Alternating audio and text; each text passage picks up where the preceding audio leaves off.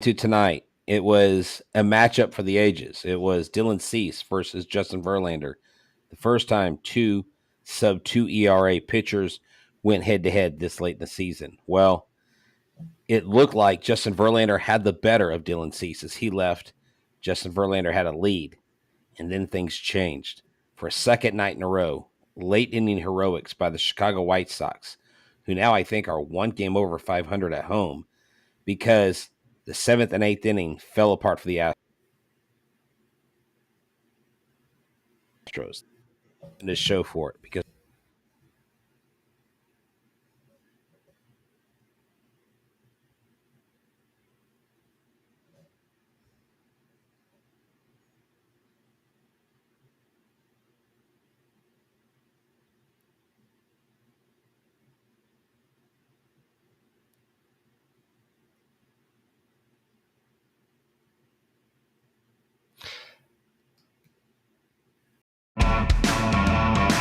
Hello and welcome to Locked On Astros, your daily Astros podcast. Here are your hosts, Eric the Man Huysman and Brett H-Town Wheelhouse Chancey.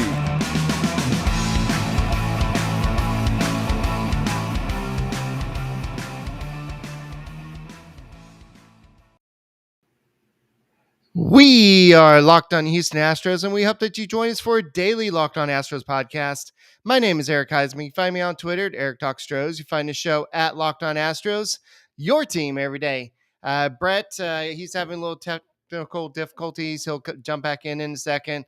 But yeah, this sucks. It just 2 days in a row to kind of lose the game late like this, like it happened, and it sucks. But guys, you can find me on Twitter at Eric Talk Stros. You can find Brett at H-Town Wheelhouse. Let's see if we got you back.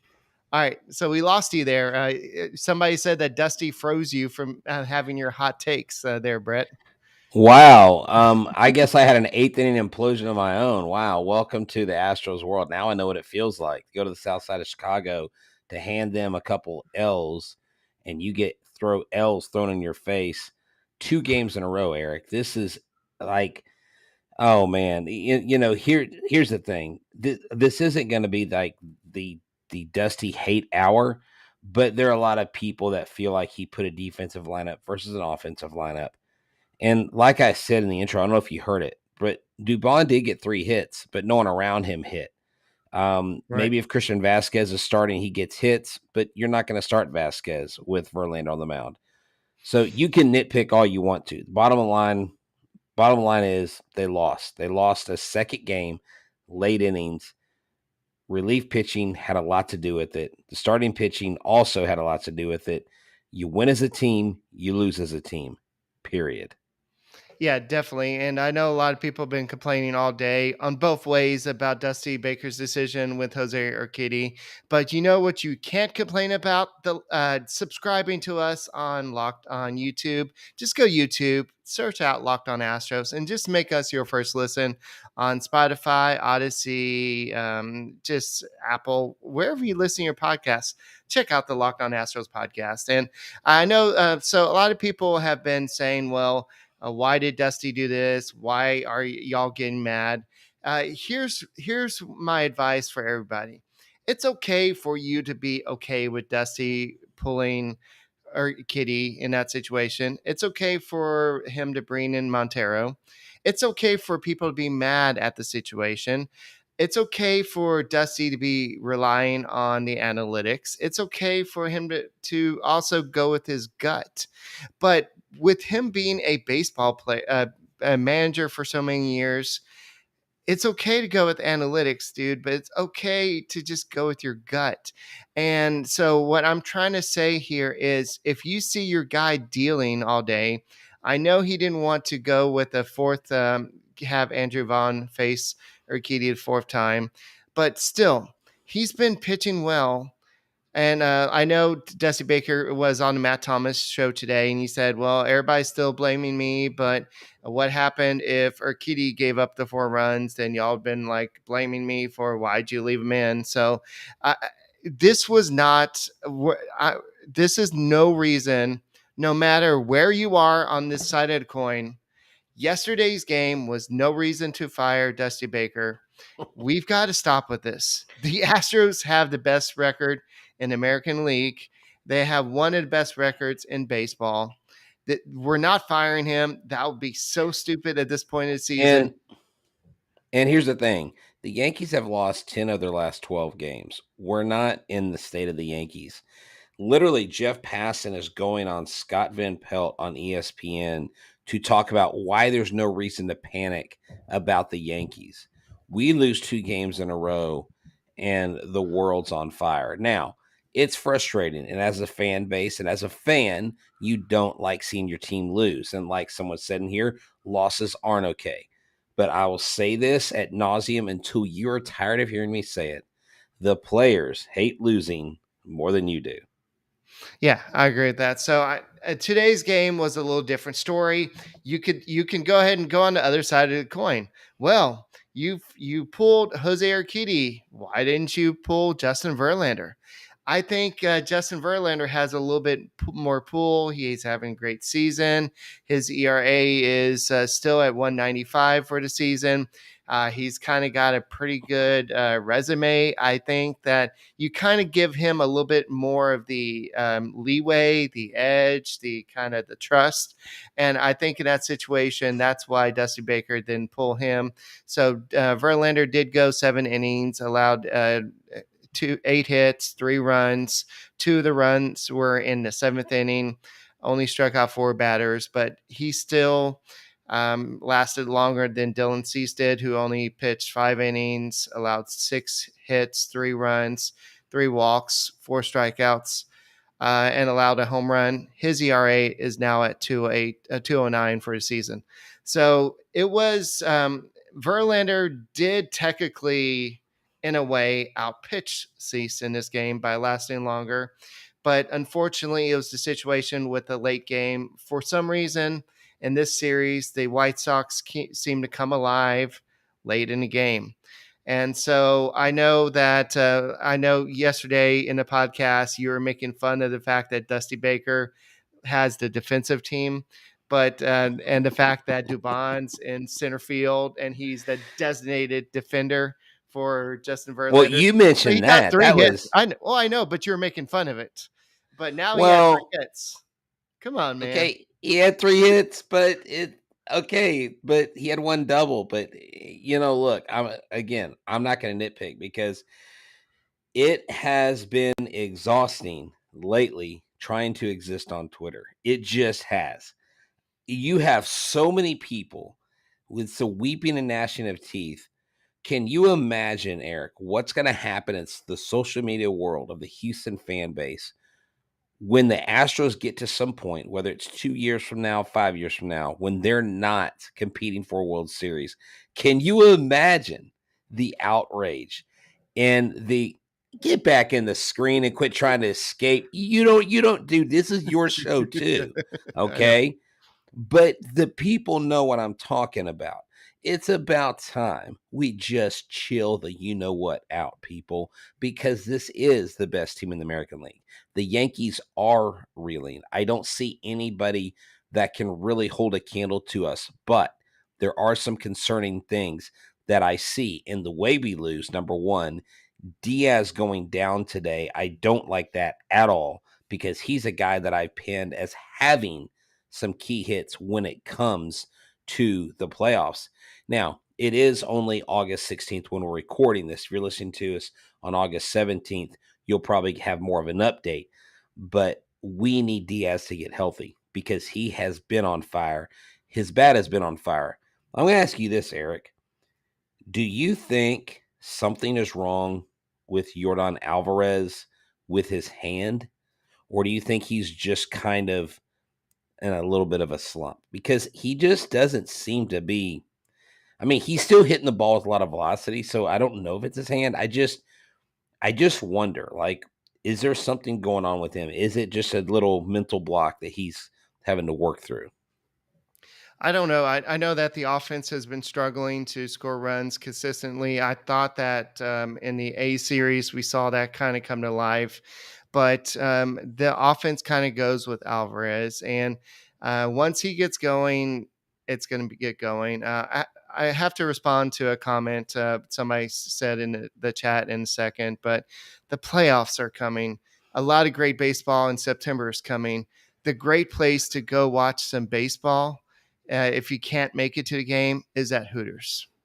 Yeah, so Hooters and NASA is a great place to hang out and get some brew, hang out with your buds. If you like the different sauces they have, and you're like, I wonder what Eric likes. Well, when Eric goes there, he has the chicken tenders with teriyaki and curly fries. Eric, we got to get you trying some buffalo wings. We got to get you some honey chipotle. Let's mix it up a little bit, but that's okay. The Hoot at Hooters is more than just the service and the great brews. It's the world famous Hooters girls. It's an awesome atmosphere. It is a place where you can get just amazing items on the menu. They have a happy hour Monday through Friday, 3 to 6 p.m. Rosie, the manager, she's there and she will help you with whatever you need. They have a bus trip that's going in October to an Astros game. You need to ask her about that. Sign up for that. When you go there, tell them the boys at Locked On Astros sent you. They've got great grub, great brews. Go I-45 South to FM 528 for great wings and the best service from the world famous Hooters girls. Conveniently located near the NASA Value Shopping Center at Baybrook Mall, or south of Baybrook Mall in Webster at 20796 Gulf Freeway.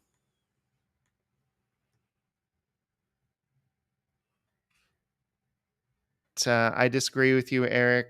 Oh, sorry. Yeah, I know. Hun in the discussion said that I disagree with you, Eric. Dusty made 3 critical mistakes yesterday. Okay, if he probably did make 3 critical mistakes yesterday, it probably cost the Astros the win in that one game. But still, when a team's en route to win a World Series, you don't replace the manager mid-season, or not mid-season, but I guess 3/4 of the way through the season. That's not what you do. Joe Espada could probably take over this team. I'm not saying he doesn't have the pedigree, and I guarantee the Astros are going to have to make some type of move coming up because there's going to be a lot of teams. The Rangers are probably going to be looking at Espada because he's going to be Espada's, hold on. Wait, dude, we are not talking about Espada going to the Rangers. Eric, if the Astros keep just Dusty Baker around for another season, Espada is gonna be like, look, there's no reason, Astros, but I've got to get my chance. There's no reason Espada stays around this long and goes to the freaking Rangers. Eric, that is no. I'm not going to allow that. I just use the Rangers as a team that just that fired their manager. They're probably going to have a replacement manager, a temporary manager for the rest of the season. Espada is going to be the Astros manager. Period. I don't accept that. Espada he's not here. He didn't stay around and miss 2 or 3 opportunities to go somewhere else after this run. There's no way. The championship window is wide open. I'm just saying, Joe Espada is the Astros heir apparent, and I won't let anybody change my mind on that. I will dig my heels in, and if he goes somewhere, do you remember when do you remember Andy Pettitte? I believe, he pitched for the Astros. There was someone who wanted him to re-sign with the Astros, and they went and chained his gates shut so he couldn't leave his house. I don't know if you ever heard about that when he lived in Deer Park. No. And so I'm like, hey, I'm not going to go that far. But Joe Espada, he's not leaving Houston. He is here. He is our manager of the future. But anyways, I just had to give you a little hard time on that. If they bring Baker back, then Espada he's eventually. There's no way they bring Baker back. He's 72. It's not that I hate Baker. I don't like Baker. I'm not so sure that him and Click are seeing eye to eye right now, especially with. So why would they bring him back? But why would you bring him back? Okay, so Crane's going to bring back the manager that disagrees with the general manager. Yes, of course. No, Eric. It's the Astros Trinity. Eric, stop. Oh, my. Okay, Eric, did you smoke crack before we came on live? Good Lord. What is this? Okay, I think Astros need to win tomorrow. Dusty Baker. just like he likes his guys, and he will bring. I don't know. Eric, you contradicted yourself. You're like Crane. You're like Click and Dusty don't get along. Crane's bringing Dusty back. That doesn't. No. Uh, No, no. Actually, no. I don't love Dusty. I'm just saying what happens if, and oh. I'm just afraid that what if Dusty Baker comes back, Joe Espada, Hey, he could be look. a Hey, hot look. commodity. I That's one get it. thing. You're deflecting. You don't Yeah. want to talk about the loss. I get it. This is a classic deflection, and this is where the first step in getting help is acceptance. Okay. So I guess we want to talk about Hector Neris losing this game. Is that what we're going to talk about? I mean, they could have put Stanek in instead. And according to Trev, they could have put anybody else. Neris has only had the last run he gave up, Eric, was July 27th. This guy's only given up 3 runs in his last like 15 appearances. So someone said, "Oh my gosh, Hector Neris, I don't ever trust him." I'm like, "What do you mean you don't trust him? He's been excellent all year. There's been 2 or 3 outings where he hasn't been great, but Hector Neris isn't the reason this game was lost. This game was lost again because the offense didn't show up.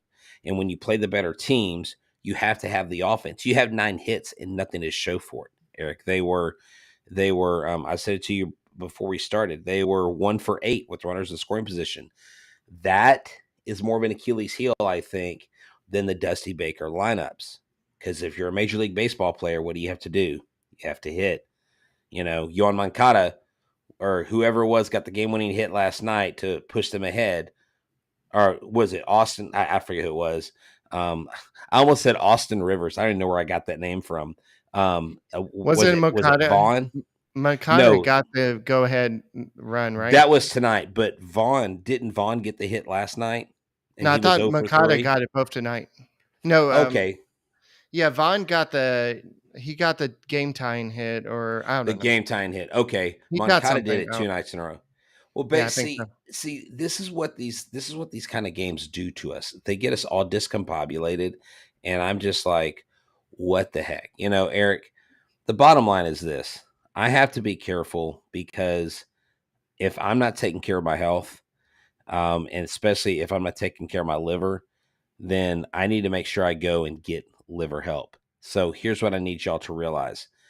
The key to sustainable weight loss is through your liver. It is your body's metabolism, your body's metabolic furnace, and constant exposure to thousands of man-made and environmental toxins, your liver is overworked. But thanks to Liver Health Formula from Pure Health Research, Liver Health Formula contains 8 liver-boosting nutrients like turmeric, beet, and artichoke extract.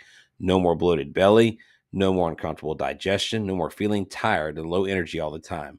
Best of all, Liver Health Formula makes it easier to maintain a healthy body weight long term. As a listener of the show, you can try Liver Health Formula risk-free today and get a bottle of Curb Fit for free with your order. Curb Fit is a safe and all-natural appetite suppressant, making it easy to say no to foods that aren't good for you. It's the perfect complement to Liver Health Formula. Go to getliverhelp.com/MLB and learn more. Again, that's getliverhelp.com/LockedOnMLB to try Liver Health Formula risk-free today. All right. On the broadcast tonight, Todd Callis said that Dylan Cease before tonight's game had allowed 1 run or less in 14 consecutive starts, which is an MLB record. The previous record was 12. That streak was over today. So, as a teacher, when you call a parent, you always tell them the good news before you break out the bad news. He broke the streak of the opponent. Yeah, no, that was good. I was like, yes, thought that was really cool. And Justin Verlander was going to get a win, but I guess not. Okay, the bad news is the fact that we already kind of talked about it, but Ledmus Diaz left with left groin discomfort, and this is what Dusty Baker had to say. It's not good right now. He's probably not available for the rest of his road trip. Said it's possible that Ledmus may have to go on IL. We may have to get another body here. And then Ledmus Diaz said that he's hopeful he can be back in another few days. So we have here. Then we have here. So, Joe Espada, come save us. So yeah, it's just interesting. I think that if you're Dusty Baker, you especially Hold with a on, short wait. bullpen. What? The they're in the same clubhouse, right? Like they're not like in different parts of the stadium. Like I don't know, how do those two messages not converge to one message? I don't know. Well, Maybe. well, Diaz wants to play. He doesn't want to miss time. He's Well, I known know. for missing, being on IL a lot, so he doesn't want to have that on Well, his yeah, criminal okay, record. okay, I know, but I'm just like Diaz, If we're like I'm talking, playing tomorrow, and yeah, Dusty's like, no, dude's going on the IL. yeah. I'll be in the lineup tomorrow. No, you're actually going IL. Yeah. Sorry, buddy. All right. So the Astros were 62-6 when leading after 6 innings heading into this game. So that went down to 62-7 now, unfortunately.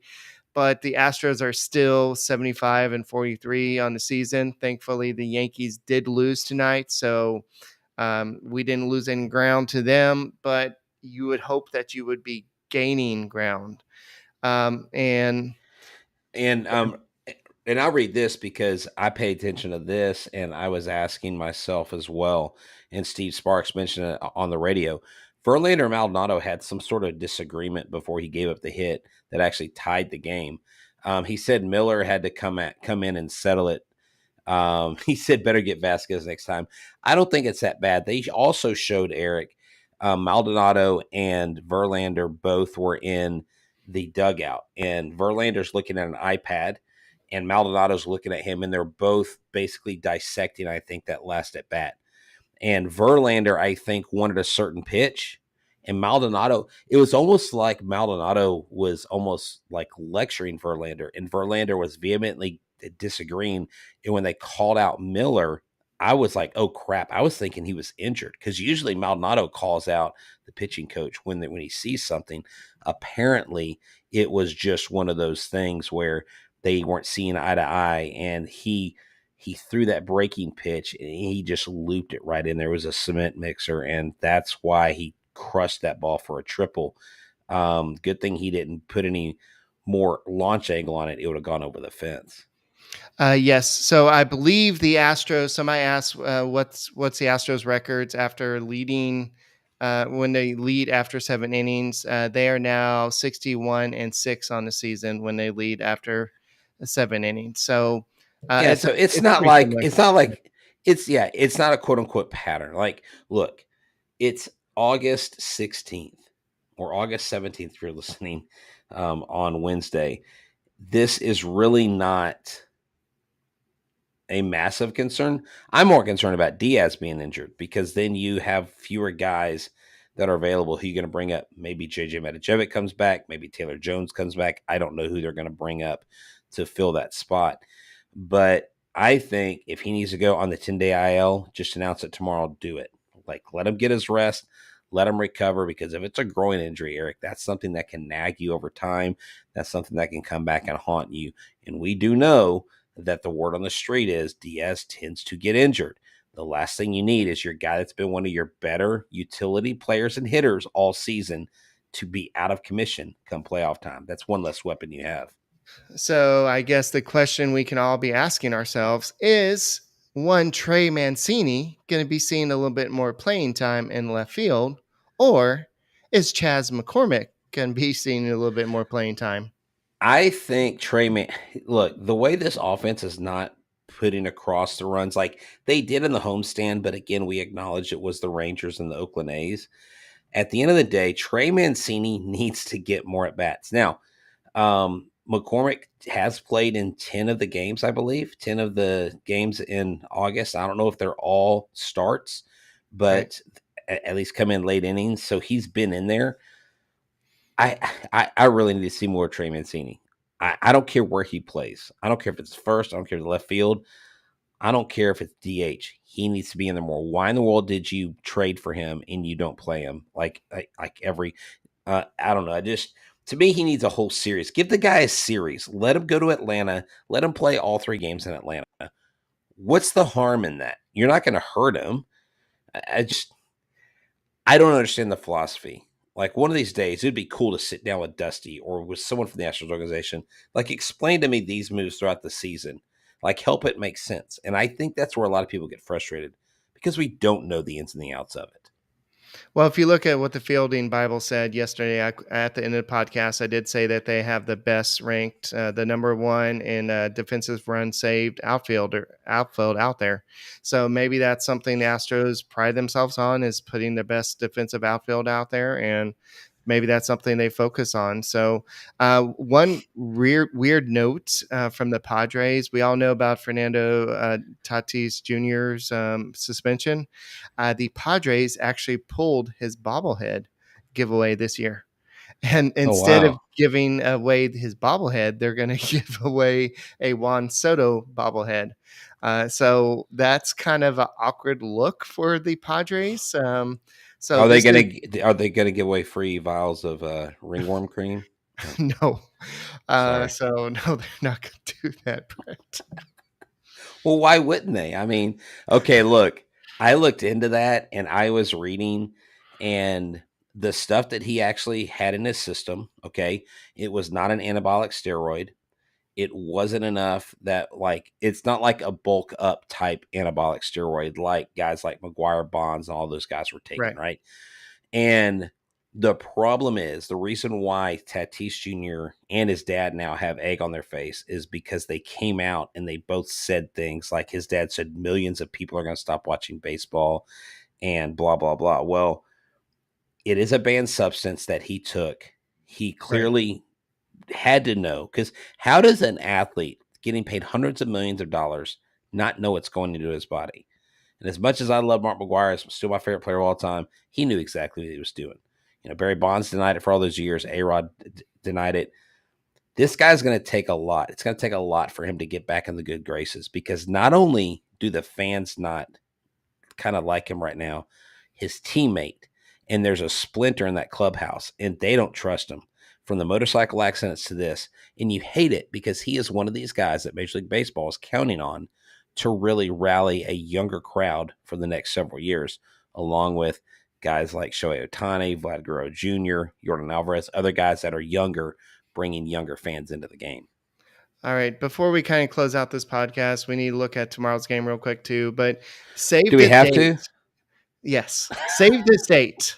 February 14th, 2023. Are you going to be rushing to Barnes and Noble to buy this book?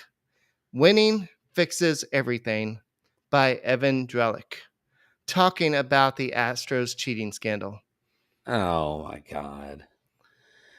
Is this gonna be a bestseller? Because all the Dodgers, Yankees, everybody wants to know what really happened, because he was the beat writer at the time, and so Oh my God, this is such low hanging fruit. It's like, first Andy Martino, now Evan. Evan's totally turned his back on Houston. Like I love this. Muhammad I said, "I'll used, be busy taking my wife out." yeah, I'll be busy. Like, I don't know, like I would rather paint my grass than read that book. Like, give me a freaking break. Get over it. I mean, just go work for John Boy Media already. Just the book's coming out. Oh, what are they going to reveal? Well, the Astros, they use 12 gauge plastic on the trash can when it's usually a 10 gauge plastic trash can, which made the sound louder, which made it more distinct for the hitter. Like, who the flip cares? Like, Yeah. go sell your crap book, I'm sorry, to Boston or New York. Don't bring that crap to Houston. Who cares? Who gives a flip? The Red Sox suck. The Yankees suck. The Astros are the gold standard. Read and weep. We can lose 2 to the White Sox, and we're still the favorites. So get over it, Evan. All right, God, and just real quick, the title of the book is, I mean, that was the title, but the kind of subtitle is How Baseball's Brightest Minds Created Sports' Biggest Debacle. So, Evan, the Astros invented cheating. so anyway, that's all we're probably going to mention about that book. So, This was a bad night for the Astros. Can we stop talking about the cheating? And Hendricks, I can't stand this oh, guy. hey, there's another intentional balk today I with know. Bregman. I'm like, on base. I'm like, what are y'all, the Rangers? Y'all are using PitchCom. Come on, morons. You're using what is he looking at which button you're pushing on your knee? Give me a flippin' break. Oh, let me drop the ball. It's so freaking comical, dude. That's okay. The and anyways, dude, there are just so many things like Passan's. Anyways, I can't do it. I can't do it anymore. Let's just turn the page. Tomorrow is the first day of school for me where we have kids back. I'm excited about that. I'm not going to let this dampen my mood because I'm always positive, always Stros. And hey, I need y'all to check out if you're in Louisiana or the area, or you can get anywhere on the internet like this, 103.7 The Game, 7:02 every Tuesday morning. I'll be on with Raymond with RP3. And every week I'll be writing an article on 103.7 The Game in Louisiana. So check out those articles. Check my spot out every Tuesday at 7:02 a.m. And we got the Astros' most reliable pitcher recently, Framber Valdez on the mound, 11-4 with 2.73 ERA, with a one with 128 strikeouts. I just see in your background doing that. And then Michael Kopech with a 4-8 record, 3.18 ERA with 96 strikeouts. And so, just looking at the Astros real quick, who's had success? Dubon, 2 at bats, has a home run. And so he's probably going to be starting. And other than that, you have Altuve with 1 hit and 3 at bats. You have Tucker 1 hit and 4 bats. And that's about it. Bregman has 1 hit and 3 at bats. So Dubon, I'm predicting it. Your MVP tomorrow, Mauricio Dubon, your defensive center fielder. Go Stros. His name is Eric Huysman. You can find him at Eric Talk Stros. You can find Brett at H-Town Wheelhouse. We are the Locked On Astros podcast. And please subscribe to us on YouTube. Tell a friend, tell a friend's friend, friend to tell a friend, and go and subscribe to us on YouTube. And I've been back at school, and so I'm tired. So let's go ahead and end this podcast on a positive note. The Astros are still the best team in the American League. And yes, to get to the World Series, you're going to have to go through Houston. And with this pitching staff, that ain't going to be easy. So that's all we got. Go Astros, and we'll see you tomorrow.